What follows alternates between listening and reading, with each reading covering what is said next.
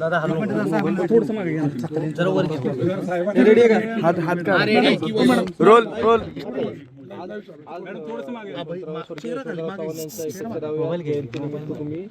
अभिवादन करण्यासाठी आलात, काय सांगाल, काय भावना? नमस्कार. आज महाराष्ट्राचं राष्ट्रपती मुख्यमंत्री आदरणीय आपल्या सर्वांचे श्रद्धास्थान यशवंतराव चव्हाणजी यांच्या जयंतीनिमित्त अभिवादन करण्यासाठी मी इथं आलेली आहे. आणि हे सगळं करत असताना मन माझं भरून येते. मी घेतो की आपल्या सगळ्यांचं श्रद्धास्थान. आपल्याला माहिती आहे की मी 2 फेब्रुवारीला पण इथे आले होते.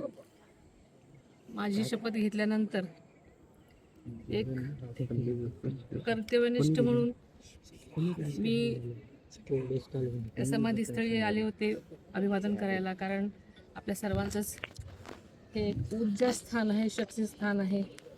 आणि आदरणीय दादांनी आदरणीय यशवंतराव चव्हाणांच्या विचारांचा वसा घेऊन आपली वाटचाल सुरू केलेली होती. दादांना नेहमीच यांच्या सर्वच दादांचं ते शक्ती स्थान होतं, स्फूर्ती स्थान होतं.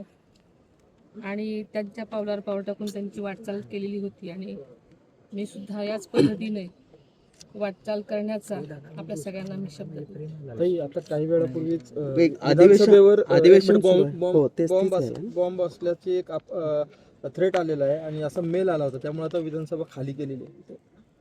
आताच आपल्याकडूनच ही मी बातमी ऐकली आणि मी माहिती घेण्याचा प्रयत्न केला, तर तो फोन खोटा होता असं मला सांगण्यात आलेलं आहे. अजूनही जास्त चौकशी आणखी कळेल. मला आता एवढीच माहिती मिळाली. पण एका बाजूला अधिवेशन सुरू असताना अशा पद्धतीनं फोन येणं आणि हे कसं बघता याकडे?